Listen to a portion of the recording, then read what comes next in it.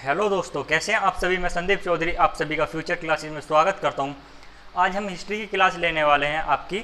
हमारी आज history class होगी, 9th क्लास होगी। जो हमने लास्ट क्लास में पढ़ा था वो पढ़ा था हमने आपका उत्तर वैदिक काल, और उत्तर वैदिक काल की हम समाप्ति की ओर बढ़ रहे थे, जो कि आज हम उत्तर वैदिक काल को समाप्त करेंगे। और उसके बाद आपका शुरू होगा 16 महाजनपद। लेकिन 16 महाजनपद को शुरू करने से पहले जो आज की हमारी क्लास है वो पूरी कंप्लीट होगी आपकी उत्तर वैदिक काल की। जो भी उसमें लास्ट क्वेश्चंस बचे हुए हैं, लास्ट टॉपिक बचे हुए हैं, वे बहुत ही महत्वपूर्ण हैं आपके लिए और आपको उनकी जानकारी अवश्य होनी चाहिए। इसलिए आज हम शुरुआत कर रहे हैं आपकी उत्तर वैदिक काल की। जो बचा हुआ टॉपिक है हमारा, जो हमने लास्ट क्लास में किया था, वो किया था कि हमने उत्तर वैदिक काल में महिलाओं की स्थिति में बहुत ज़्यादा गिरावट आ चुकी थी। वहाँ पर क्या था कि वहाँ पर सभा थी, समिति थी, उनमें उनके जाने के लिए भी जो प्रबंध था वो भी निष्कासित कर दी गई थी। वे वहाँ पे उन पर प्रतिबंध लगा दिया गया था। सभा में जाने के लिए, समिति में जाने के लिए उन्हें यज्ञ में बैठने की अनुमति भी नहीं प्रदान की गई थी। उन पर रोक लगा दी गई थी। किसके द्वारा? उत्तर वैदिक काल के लोगों के द्वारा, उत्तर वैदिक काल के राजा के द्वारा। चलिए अब हम स्थिति पढ़ते हैं कि वहाँ के किस किस तरह की वहाँ पे फसलें थी, क्या वहाँ का मुख्य व्यवसाय था, और किस किस तरह से उन्होंने कार्य किया और उसकी समाप्ति कैसे हुई, वहाँ पर किस किस तरह के समाज थे। आज हमें जो भी चीज़ें रह रही हैं आज क्लियर करते हैं। चलिए आइए, बिना किसी देरी के आपको सिर्फ फोकस बना के रखना है बोर्ड पर, क्योंकि यहीं से आपको सफलता प्राप्त होगी। ठीक है ना। चलिए हम बात करते हैं कि उनके व्यवसाय की बात कर रहे थे हम, प्रमुख व्यवसाय। आपका ऋग्वैदिक काल में जो आर्यंस का जो प्रमुख व्यवसाय था, मुख्य व्यवसाय था, वो था पशुपालन। लेकिन आपके उत्तर वैदिक काल में, आपके उत्तर वैदिक काल में, उत्तर वैदिक काल समय आप सभी को पता ही होगा 1000 बीसी से लेकर 600 बीसी तक। देखिए उत्तर वैदिक काल में क्या था, जो उनका प्रमुख व्यवसाय था वो हो गया उनकी कृषि। और आपका ऋग्वैदिक काल में क्या था? पशुपालन। और उस कृषि में जो उन्होंने उपज की, जिन फसलों को उन्होंने उगाया, उनमें थी आपकी गेहूं,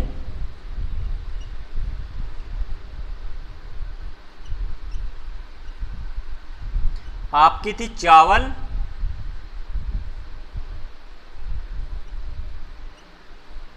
और थर्ड थे आपकी जौ। देखिए उत्तर वैदिक काल में जो उनका मुख्य जो था व्यवसाय वो हो गया था उनकी कृषि, पशुपालन को छोड़कर। उनमें उन्होंने गेहूं का उत्पादन किया, चावल का उत्पादन किया, जौ का उत्पादन किया। और उस जौ से एक क्वेश्चन आपका बनता है उत्तर वैदिक काल में कि जौ को किस अन्य नाम से जाना जाता था। कब? उत्तर वैदिक काल में। उत्तर वैदिक काल में किस अन्य नाम से जाना जाता था? व्रीहि।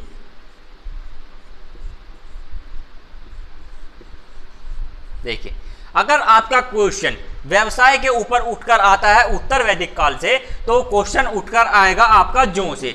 और ये क्वेश्चन आपको लास्ट ईयर के जो मॉडल पेपर है वहां पर भी मिल जाएगा। ये क्वेश्चन आपका आया हुआ है, उसमें पूछा जाता है कि व्रीहि को किस अन्य नाम से जाना जाता है? जौ के नाम से जाना जाता है। या जौ को किस अन्य नाम से जाना जाता है? तो व्रीहि के नाम से जाना जाता है। इसी तरह आपके ऋग्वैदिक काल में, आपके ऋग्वैदिक काल में जौ को जाना जाता था यव के नाम से।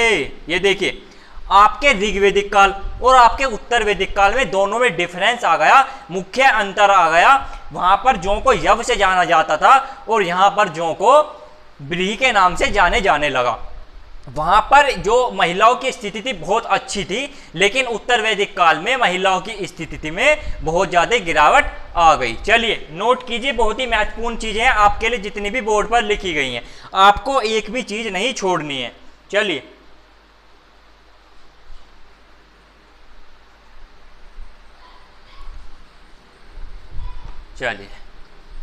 देखिए अब हम बात करते हैं चावल से। चावल से रिलेट करते हैं हम, चावल से बात करते हैं। जो आपका चावल है उस समय जो आपकी उत्पत्ति बताई जाती है या उसके साक्ष्य प्राप्त होते हैं वो होते हैं लोथल से। लोथल एक साइट थी हड़प्पा सभ्यता की जो गुजरात में पड़ती है, वहां से चावल के साक्ष्य प्राप्त होते हैं हमें। अब देखिए चावल का क्या था। चावल उत्तर वैदिक काल में वहां के जो कार्य होते थे, जो आपके धार्मिक कार्य होते थे, उनमें उसकी महत्वपूर्णता, उसकी इंपॉर्टेंस इतनी बढ़ गई। अगर वहां पर कोई शादी होती है या अगर वहां पर कोई भी किसी भी प्रकार का कार्यक्रम होता है, यज्ञ होता है, धार्मिक चीजें होती हैं, तो उसमें अनिवार्यता हो गई चावल की रखने की। सपोज करिए कि यज्ञ होता है, यज्ञ होता है, यज्ञ में क्या रखे जाएंगे? चावल रखे जाएंगे। आपका कोई भी शादी विवाह समारोह होता है तो उसमें भी आपके क्या रखे जाएंगे? चावल रखे जाएंगे।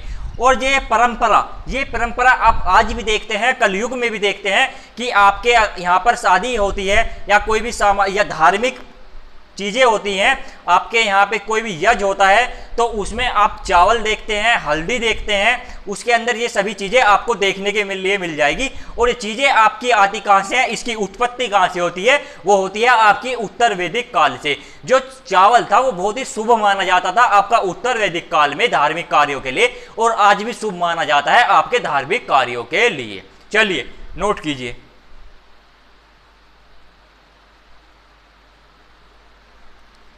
चलिए अब बात करते हैं कि वहां की संपत्ति क्या थी, वहां पर किस आदमी को कितना धनवान माना जाता था। जिसके पास जितने कैटल, जिसके पास जितने कैटल, कैटल से होता है मवेशी और मवेशी से होता है पशु, ठीक है। जिसके पास जितने पशु, जितनी गायें, अगर मेरे पास सपोज करिए 1,00,000 गायें हैं और किसी अन्य पर्सन के पास 50,000 गायें हैं, तो मैं उससे ज़्यादा धनवान हूँ, उससे ज़्यादा अमीर हूँ, क्योंकि मेरे पास क्या है? ज़्यादा मवेशी हैं, ज़्यादा कैटल है। उस समय पे पैसे नहीं था, पैसों की तुलना भी नहीं की जा सकती थी। वहाँ पर जिसके पास जितने पशु होते थे, कैटल होती थी, गायें होती थी, उसी से उसे वरीयता दे देते थे, काहे कि ये अमीर इंसान है, ये धनवान इंसान है, ठीक है। चलिए नोट कर लीजिए, क्वेश्चन आता है आपका यहाँ से उठकर कि जो वहां पर आपकी उत्तर वैदिक काल में किस चीज से उनकी गिनती की जाती थी, उनकी जो कैटल थी उससे गिनती की जाती थी, किसकी? उनके धनवान होने की, उनके अमीर होने की, ठीक है। चलिए धनवान कैटल से, ठीक है, नोट कीजिए।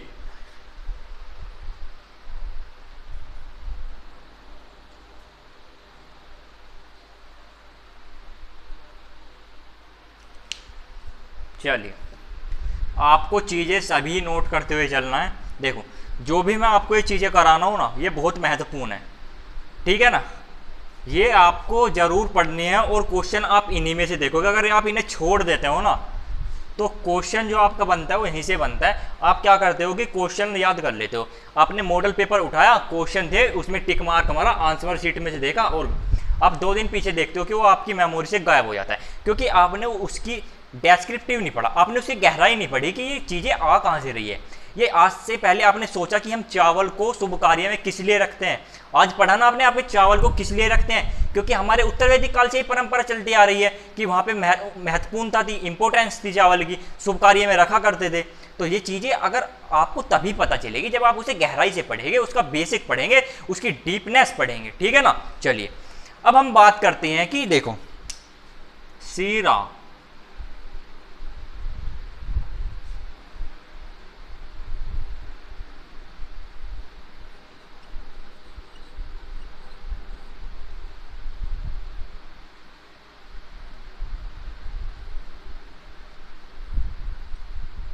देखिए हल के लिए एक नाम दिया गया है सीरा, सीरा एक नाम दिया गया किसके लिए? हल के लिए। क्वेश्चन पूछ लिया जाएगा कि उत्तर वैदिक काल में हल को किस नाम से जाना गया है? हल को जाना गया है सीरा। और हल होता है जिससे आपके खेतों की जुताई होती है, बैल चलाते हैं जिसे, उसे बोलते हैं हल। और ये हल था किस चीज का, किस धातु का? ये हल था लोहे का। और जो लोहे की खोज कर ली गई थी वो कर ली गई थी कहां पर? आपके ऋग्वैदिक काल में ही। और लोहे के जो प्रथम साक्ष्य मिलते हैं वो कहां से मिलते हैं आपको? लोहे के प्रथम साक्ष्य मिले हैं यूपी के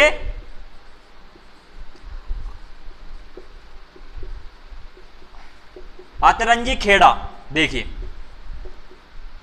यूपी के अतरंजी खेड़ा से लोहे के प्रथम साक्ष्य मिले हैं, ठीक है। तो क्वेश्चन पूछ लिया जाएगा कि आपके लोहे के प्रथम साक्ष्य कहां से मिले हैं? आपकी लोहा धातु के प्रथम साक्ष्य कहां से मिले हैं? तो वो मिले हैं आपके यूपी के अतरंजी खेड़ा से।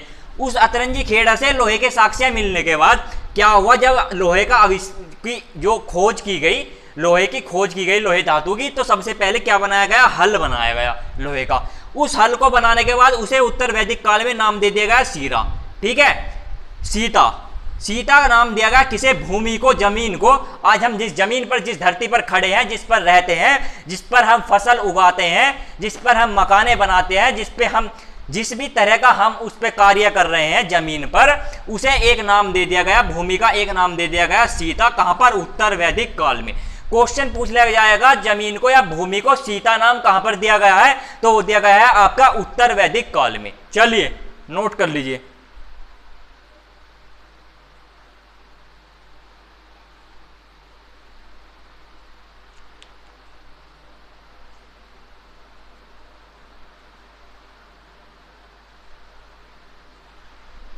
चलिए अब बात आ जाती है कि लोहे से उन्होंने हल बना लिए।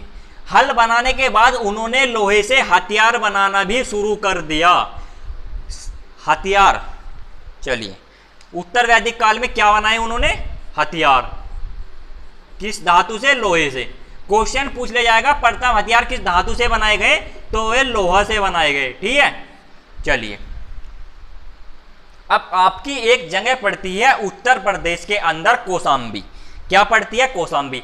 आपने मुख्यतः देखा होगा कि अगर आप मेरठ डिपो पे चले जाइए तो वहां पे आपको दिख जाएगा कि Kaushambi depot, Kaushambi bus depot. Kaushambi एक जगह पड़ती है उत्तर प्रदेश के अंदर, और जो सबसे पहले पक्की ईंटों के साक्ष्य मिले हैं, पक्की ईंटों के साक्ष्य, पक्की ईंटों के जो साक्ष्य मिले हैं वो कहां से मिले हैं? वो आपके कौशाम्बी से मिले हैं। और कब मिले हैं? उत्तर वैदिक काल के अंदर। देखिए ईंट होती है आपकी ब्रिक। देखिए उत्तर वैदिक काल के अंदर जो प्रथम साक्ष्य मिले हैं वे कौशाम्बी से मिले हैं। किस चीज के मिले हैं? पक्की ईंटों के। क्वेश्चन आपसे डायरेक्ट पूछ लिया जाएगा कि प्रथम साक्ष्य पक्की ईंटों के कहां से मिले हैं? उत्तर वैदिक काल से मिले हैं, यूपी के कौशाम्बी से। कहां से? यूपी के कौशाम्बी से। देखिए कौशाम्बी को आपने याद रखना है, कौशाम्बी डिपो। कौशाम्बी डिपो के नाम से आप बिल्कुल इजीली याद कर लेंगे कि ईंट के प्रथम साक्ष्य आपके यूपी के कौशाम्बी से मिले हैं। चलिए नोट कर लीजिए।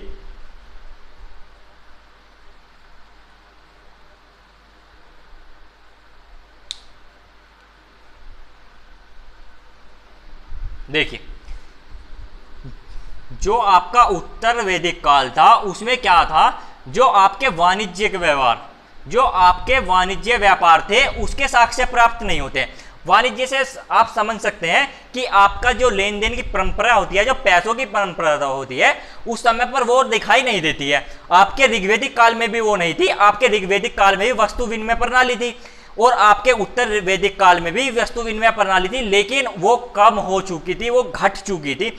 आपके ऋग्वैदिक काल में बहुत ज्यादा वस्तु विनिमय प्रणाली का प्रयोग किया जाता था, एक व्यापार किया जाता था कि आज मेरे पास ये चीज है, सपोज करिए मेरे पास गेहूं है और आपके पास चावल है, तो मैं गेहूं दे दिया करता था और चावल ले लिया करता था। लेकिन आपके उत्तर वैदिक काल में वो आपका जो व्यापार था वो भी घट गया था और बहुत ही कम लिमिटेड रह गया था कि कुछ ही लोग उसे कर रहे थे और कुछ ही आदान प्रदान कर रहे थे, क्योंकि उस समय पर कृषि उनका मुख्य व्यवसाय हो गया था। और कृषि मुख्य व्यवसाय होने के बाद हर आदमी, हर इंसान खेती करनी शुरू कर दी थी।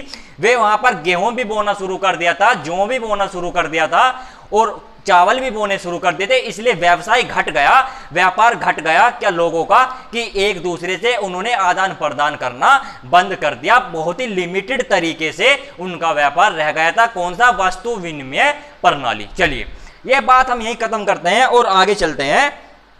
देखिए जो उत्तर वैदिक काल थी वहां पर 4 जातियों में 4 वन बांटे गए। देखिए कौन कौन से थे आपके? प्रथम था आपका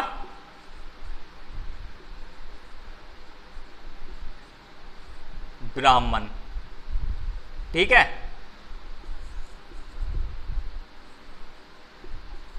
सेकंड था आपका क्षत्रिय,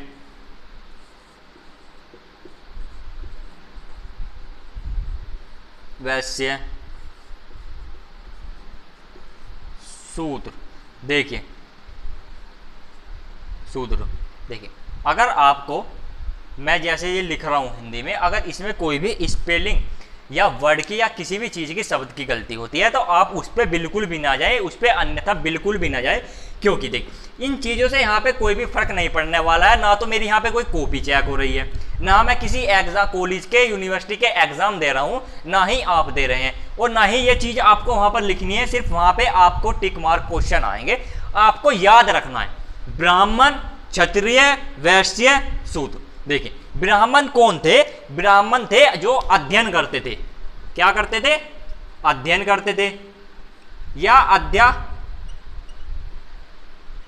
करते थे या आपके यज्ञ करते थे। ठीक है। क्षत्रिय कौन थे? क्षत्रिय जो आपके युद्ध करते थे। क्या करते थे? युद्ध। वैश्य कौन थे? आपके जो कृषि करते थे और व्यापार करते थे। ठीक है। और आपके शूद्र कौन थे? वे थे आपके जो सेवा करते थे। देखिए जो इंसान विद्वान होगा, जिसने अध्ययन किया होगा, जो दूसरों को शिक्षा देगा या वो यज्ञ करेगा, हवन करेगा, उसको कैटेगरी में डाल दिया गया किसकी? ब्राह्मण की। ठीक है। क्षत्रिय जो इंसान युद्ध करेगा, बलवान होगा, उसके अंदर सारी चीजें युद्ध करने की क्षमता होगी, उसे डाल देगा क्षत्रिय में। तीसरा था आपका वैश्य, जो इंसान खेती करेगा, खेती करने के लिए योग्य होगा, जो व्यापार करेगा, उसे डाल देगा वैश्य में। फोर्थ था आपका शूद्र, जो सेवा करेगा, जो सेवा से मतलब होता है जो सेवा के कार्य होते हैं, आपके साफ सफाई के होंगे, जितने भी इस तरह के कार्य होते हैं, उसे डाल दिया गया आपके शूद्र में। ठीक है। ये चीजें चलती आ रही थी आपके ऋग्वैदिक काल से, लेकिन यहां पे क्या था? जो ये परंपरा चलती आ रही थी, यहां पर जो ये जाति थी, जो परंपरा चलती आ रही थी आपकी, वो चलती आ रही थी उनके कार्यों के हिसाब से। किस चीज से? कार्यों के हिसाब से। ठीक है।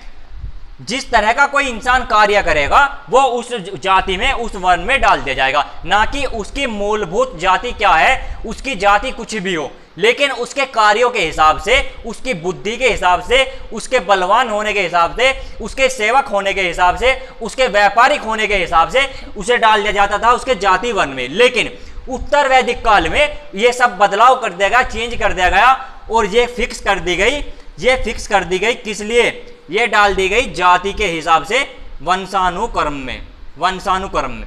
अगर कोई ब्राह्मण है, उसके घर कोई बच्चा पैदा होता है, अगर वह विद्वान नहीं है, वह पढ़ा लिखा नहीं है, वह यज्ञ नहीं कर सकता, तो उसकी कैटेगरी ब्राह्मण ही होगी, उसे कोई बदल नहीं सकता। ऐसे ही अगर कोई क्षत्रिय के घर में कोई बच्चा जन्म लेता है, वो युद्ध करने के योग्य नहीं है, उसके अंदर वे चीजें नहीं है जो युद्ध करने के लिए चाहिए, लेकिन फिर भी उसे उसी कैटेगरी में रखा गया, युद्ध की कैटेगरी में। तीसरी आती है वैश्य। अगर कोई इंसान, कोई बच्चा वैश्य के घर जन्म ले लेता था, अगर वह कृषि नहीं कर सकता था, वह व्यापार नहीं कर सकता था, लेकिन वह अध्ययन कर सकता था, फिर भी उसे कैटेगरी में डाला गया, वैश्य के कैटेगरी में, क्योंकि जन्मजात उसके माता पिता उसके पारिवारिक संबंध रखते थे वैश्य जाति से, वैश्य वर्ण से। फोर्थ आ जाते हैं शूद्र। अगर कोई बच्चा जन्म लेता है, अगर वह सेवा नहीं करता, सेवा करने की उसके अंदर बिल्कुल भी क्षमता नहीं है, या वह सेवा के लिए बना नहीं है, वह युद्ध कर सकता है, लेकिन मजबूरन उसे डाल दिया गया शूद्र कैटेगरी में, और उसे तमाम उम्र अपनी जीवन व्यतीत करना पड़ा सिर्फ सेवा में ही। ठीक है। तो उत्तर वैदिक काल में जो था, वहां पर राजा का महत्व बहुत बढ़ गया था, और राजा के द्वारा इतने बड़े बड़े यज्ञ किए गए, राजा के पास इतनी बड़ी सेना थी, वो अपने आप को श्रेष्ठ साबित करना चाह रहा था, अपने आप को सबसे ऊपर ले जाना चाह रहा था। यही वो उत्तर वैदिक काल की भूमिका रही। उत्तर वैदिक काल में जो आपके राजा थे, उन्होंने बहुत बहुत बड़े यज्ञ किए। आपके ऋग्वैदिक काल में यज्ञ हुए, लेकिन इतनी बड़ी मात्रा में नहीं हुए जितने आपके उत्तर वैदिक काल में हुए। चलिए अब आपकी नेक्स्ट चीज लेके चलते हैं हम आपकी।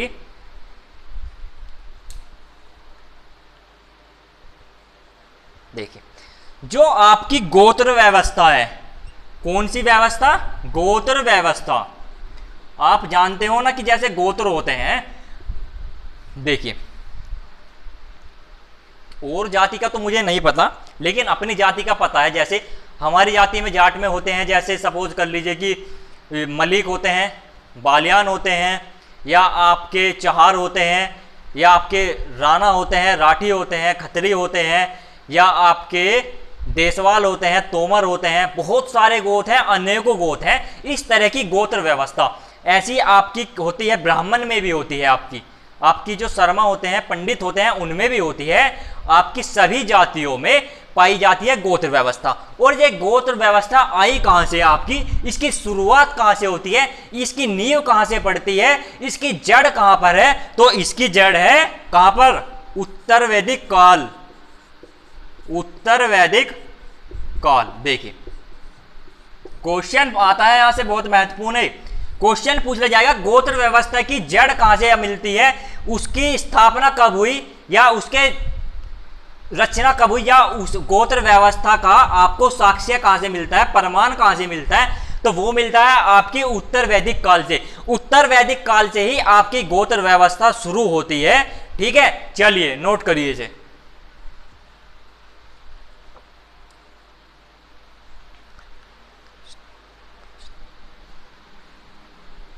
चलिए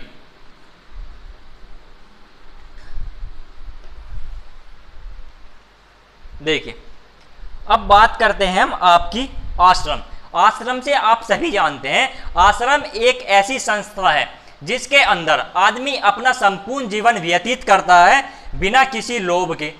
आश्रम वह चीज होती है जिसके अंदर एक इंसान जाने के बाद सभी चीज से मोह त्याग देता है, अपने परिवार से, अपने पैसे से, उसका लालच खत्म हो जाता है। लेकिन ये चीजें थी सब पुरानी, ये चीजें थी सिर्फ पुरानी, जो पुराने हमारे संस्कार चले आ रहे हैं, पुराने हमारे बुजुर्ग थे, उनके समय पे ऐसा था कि उस समय पे इंसान का लोभ खत्म हो जाता था, अपने परिवार से, हर चीज से, पैसे से मोह खत्म हो जाता था, और वो आश्रम में जाकर अपना जीवन संपूर्ण व्यतीत करता था।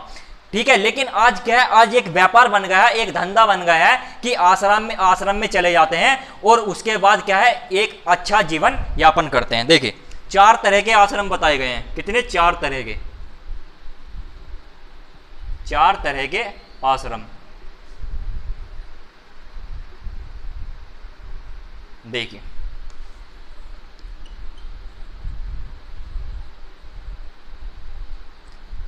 फर्स्ट है आपका ब्रह्मचर्य आश्रम। ठीक है,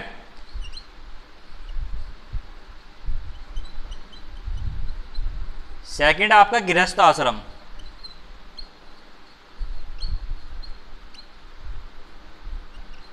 थर्ड है आपका वानप्रस्थ आश्रम, और फोर्थ है आपका संन्यास आश्रम। देखिए मैंने आपको लास्ट क्लास में बताया था कि इंसान की जो औसत आयु थी वो 100 वर्ष थी, लेकिन आज के समय में वो घटकर रह गई है 50 वर्ष। अब उस 100 वर्ष को बताता हूं कि वो कैसे थी। मैंने ऐसे ही नहीं आपको कह दिया था कि